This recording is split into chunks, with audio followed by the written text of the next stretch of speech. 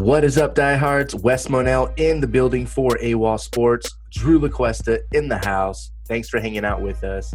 This is a 2020 NFL season preview, our projections for every division, first through last with records.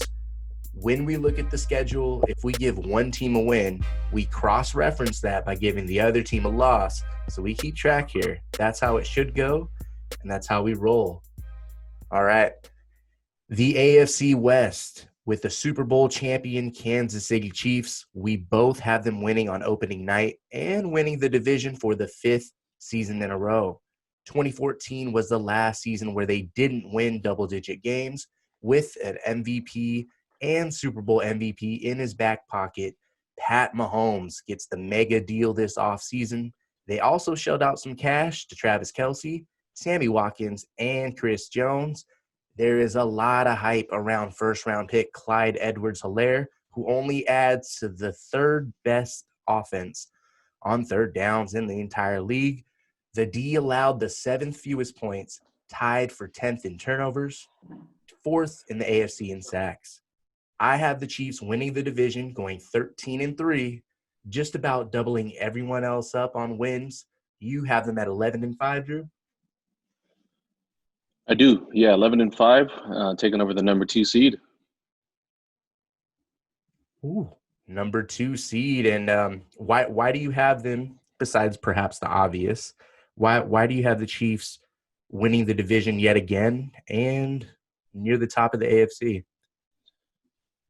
Yeah, as far as the Chiefs, that was one of the easier ones for me. Like you said, one of the big things situationally, they were number 3 on third downs, but they're also number 3 on fourth downs. I thought that was a big situation call right there too. Defensively, not too bad, number 7 in turnover differential. So they get it done on the offense, they get it done on the defensive side too. A big stat that Vegas likes to look at also is number 2 in yards per play. Obviously, you got a great gunslinger there in Mahomes. But Reed and Bieniemy, man, they were number 1 in 2018, and even without Mahomes for 3 games last year, they were top 5. So, like you said, man, offense is clicking.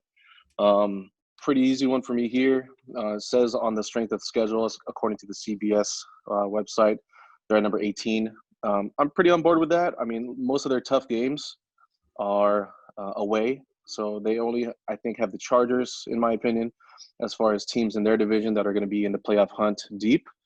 So aside from the Chargers, they face Baltimore, Buffalo, Tampa, and New Orleans all away.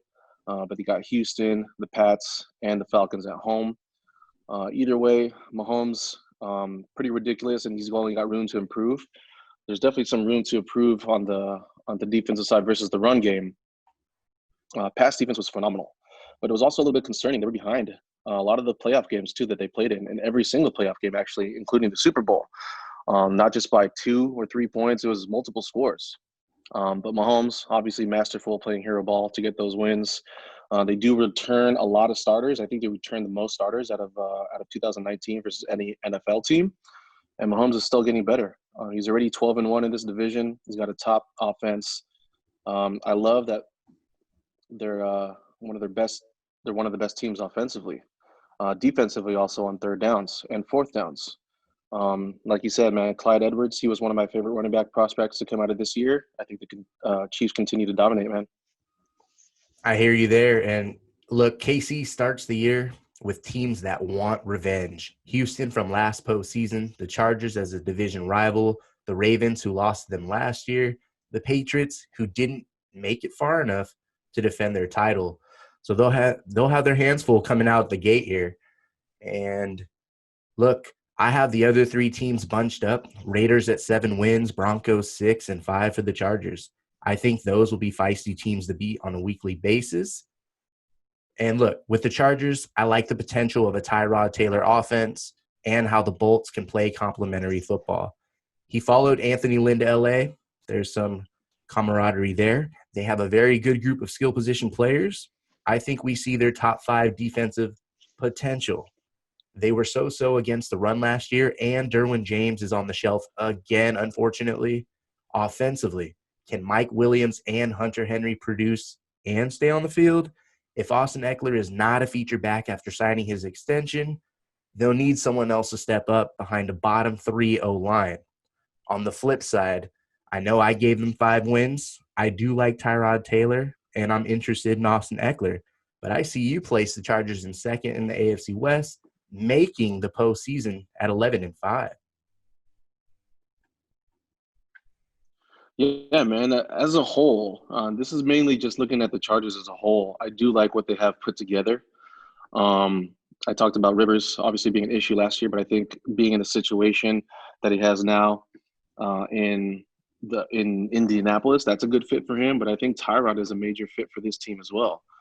Yeah, you talked about the O-line, a mixture of injuries and poor performance kind of pushed them to another disappointing season. But, they did kind of bolster that with Trey Turner, and then they got Bulaga from the Packers. Hopefully they don't suffer too far deep with injuries again. But offense, they racked up a good amount of yards. Time of possession wasn't that bad, even with all those turnovers. They were 12th in the league for time of possession. But the issue there was it didn't really equate to points. Number 21 in scoring, too. They kind of lost a veteran leader. I really like Thomas Davis, boy wonder. He's aging, but his play is still pretty solid as a veteran leader on the field. Gordon's gone with the Broncos. Like you said, DJ is going to probably miss the entire season with a meniscus injury. But they got a talented D-line. Pressure is not an issue for that D-line. But they do got to figure out how to convert them into sacks. They were actually fourth lowest on a sack total. Not saying sacks are everything. We know we get the pressure, but they can definitely improve on being the fourth lowest. Big issue there, dead last.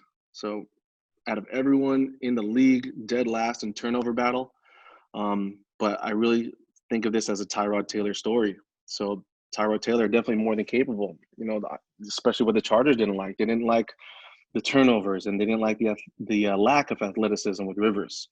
Tyrod, never more than 6 interceptions in a season. He could definitely move in and out of the pocket, rush for some yards. Chargers also, I know they love the availability of Phillip Rivers also. Big playability, offensive savviness. But, Tyrod doesn't miss games, so he'll be available. He's not too far off of Phillip's yard per average, too, for attempts and yards per completion as well. And, he's a winning quarterback. He's a career-winning quarterback. He's got a Pro Bowl under his belt. He's got the playoff experience, and he was on a Super Bowl winning roster with Baltimore. I think this guy's primed to get back to where he was as far as a playoff player.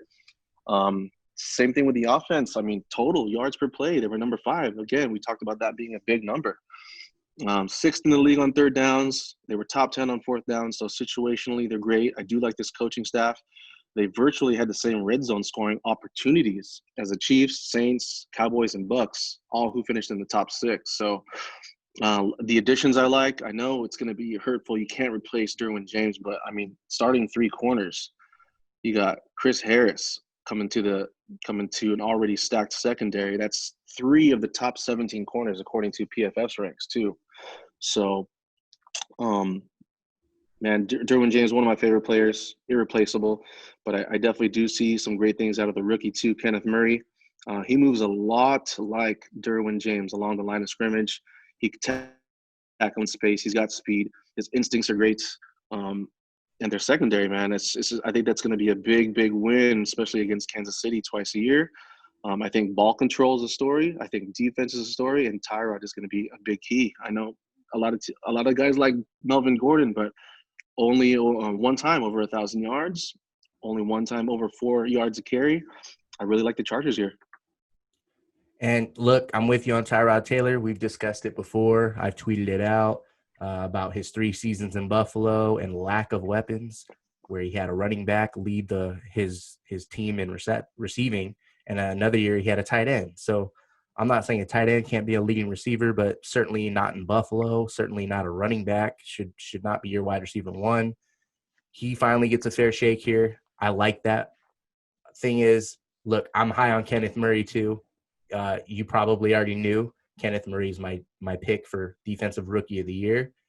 I look at the schedule, and I think they're going to start either 1-4 or 2-3, and they have a chance to bounce back week 6 through 11 with a bye sprinkled in. I'm not sure they win more than 1 game in the back half of their schedule, though. We'll see what they're made of. Look, Denver, let's talk about the Raiders first here. I like how the Raiders and Broncos are both building up, to be honest. I think the Raiders can be that team If the ball bounces their way more than I think it will, given their tough schedule, they can be that below 500 team to snag a wild card spot this year.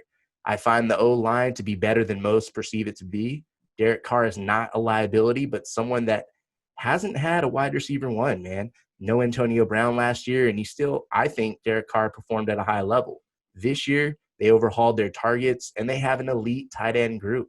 This offense was top 13 in passing, rushing, on third downs. Look, they took care of the ball, and they stopped the run. Two ingredients for turning things around. I think adding Rod Marinelli as D-line coach will pay dividends for this young defense. To me, they're still growing and not necessarily at the point of reaching the postseason. And we both have the silver and black going 7-9, Drew. What do you have to add to that? Yeah, obviously with the trend, I'm really on board with the trend for Oakland now to Las Vegas, and I'm really on board for the trend for Denver as well. I just think there might be a few hiccups for both teams this year, mostly as of late too. But as far as the Raiders, I have them again at 7-9, third. They played tough, man. They really surprised me. It looks like they're building something nice. Coaching staff staying together. It's his third year. A lot of positive things to look at. It was only a 4-point game playing in Kansas City to the 2-minute warning. So they definitely fought in that game. They came out with a win against Indianapolis. That was in Indy. They got Chicago, and that was in back-to-back games. So 2 wins there. They actually led in Houston again up until 6 minutes left in the game. Then they lost by 3. So, I mean, they're in these games. You can definitely see them getting over the hump eventually. John Gruden and Greg Olson, they posted, like you said, a top 12 offense. A lot of their categories actually top 9. Yards per play, red zone, attempts per game. They're the 4th best, too, in not giving the ball away. But again, after all those stats, they were still bottom 10 in points. So that was the biggest thing that I held back for the Raiders, still bottom 10. Luckily, like you said, man, O-line was great. They formed a decent core there. You got Incognito, Hudson, and Brown anchoring what ESPN ranked as the 5th best pass blocking unit as well. But again, they on the defensive side, I like what they're doing. It seems like the Raiders are hitting on everything in the drafts, but they did lose their top 3 sack getters on the team. I know they're trying to get younger. I know they're doing it through the draft. But same thing with playmakers in the secondary. I just don't really see that many big bang plays and big time players on the defense for them to hold either up a spot in the playoffs or a strong push to the finish. Derek Carr, I do like Derek Carr. We just don't know. You hear chatter and talks about him not getting along with Gruden.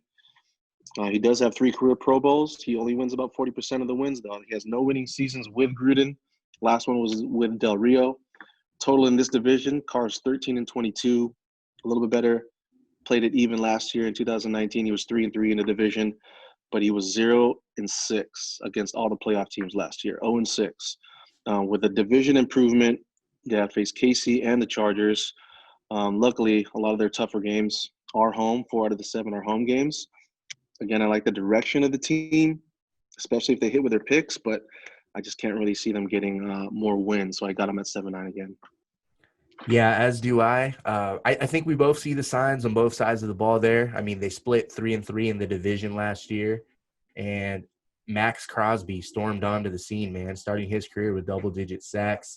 And they also have Clelin Ferrell, first-round high pick. So I do like the pairing with Rod Marinelli there a lot. I think it's a huge addition for the Raiders, a huge loss for the Cowboys. And when I check out their slate, weeks 14 through 16, they have home games against the Colts, Chargers, and Dolphins. They can make up some ground there. They play the Jets before that 3-game stretch. And the end of the year, they play the Broncos, another winnable game. If they're going to be a contender and win a couple of games more than you and I both think, they got to go 4-1 to close things out. That's possibly the driver's seat for a final wildcard spot for the Las Vegas Raiders. All right, Denver, you have to love the talent that they put together. Good drafting there as well. Thing is, there's not a lot of – there's a lot of new, perhaps too much. The underrated Philip Lindsay is stuck in a timeshare with the guy you just mentioned, Melvin Gordon. And the thing is, he's run for 1,000 yards in his first 2 seasons. So I understand him feeling a little disrespected because straight up he is being disrespected.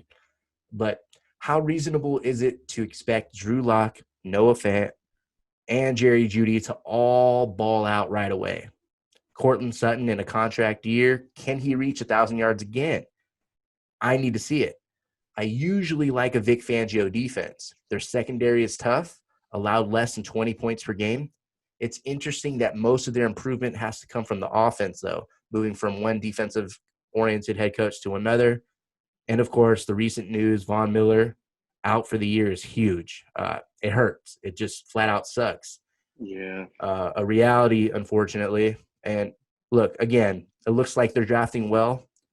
But we'll see what OC Pat Shurmur can do. He's been around the league. He's had stints with the Rams, Browns, Eagles, and Vikings.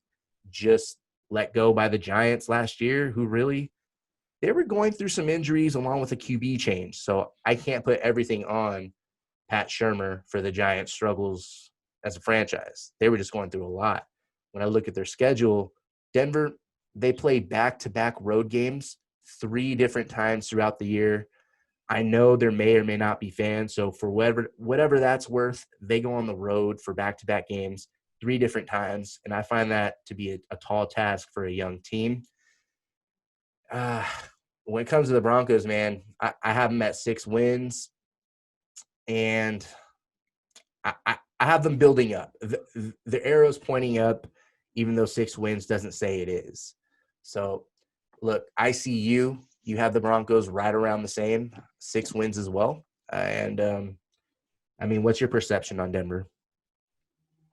Yeah, again, man, just like you said, we see the up arrow for sure. Las Vegas, I like what they're doing. Denver, I love what they're doing. And you're right, man. I had them at 6 wins, but I'll be honest with you. Right before we jumped on, a couple days prior to today, a couple weeks prior to today, that number just kept getting smaller and smaller. Mm. As for what I saw, I did like Drew Lock. I know the Broncos started 0-4, then they got to 3-2 in the next bunch of games, and then they finished 4-3. So definitely improvement. With Flacco, they were 2-6, and then Brandon Allen came in 1-2, but they finished with a strong 4-1 with my homie Drew, big arm Drew Lock. I like the kid. I just got to see more. You know, they had 2 wins against the Chargers. They beat Tennessee with a shutout. They're actually up 23-7 in the fourth quarter at Minnesota before they fell apart. I mean, that's signs of a young team. So I think we're going to see a little bit more of that this year, unfortunately. They did get a win at Houston. They went up 31-3. That game was pretty much finished after that before some garbage touchdowns from Deshaun Watson. Pat Shurmur, pretty mediocre the rest of the way. I know he had some great years in Philly. I'm sure you remember that. But pretty mediocre after that. So I like you, man. I like Vic Fangio, him and Ed Donatel. They did pretty well last year defensively, number 12 in yards, 10 in points, 5th ranked in both rushing and passing touchdowns allowed. So I do like that. I just think a lot of that did rely on that pass rush. I know Chubb wasn't there for a lot of the year. Vic Fangio, 3-3 in the division last year. Again, not that great of a showing last year versus the playoff teams, 2-7. They got improvements all over this division, though, so that's why I'm not really seeing that much of an improvement, and that number kept getting smaller. Strength of schedule on CBS shows that they're number 12. I think it's going to be a lot tougher than that now. Like you said, a lot of back-to-back away games. And then the loss, man. The Von Miller, I think, is a huge part. That's a leader.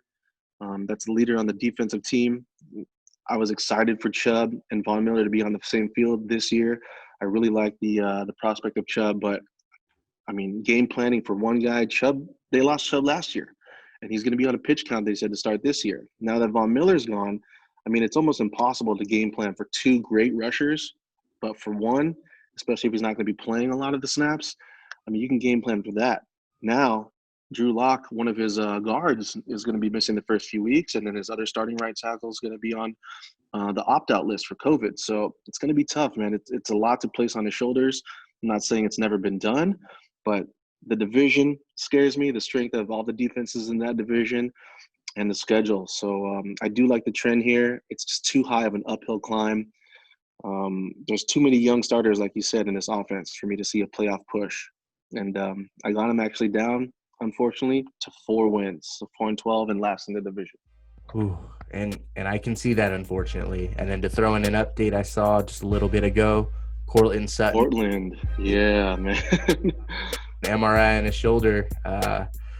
We'll see, but there's an update for everyone. I see you saw that as well. And that'll do it for the AFC West.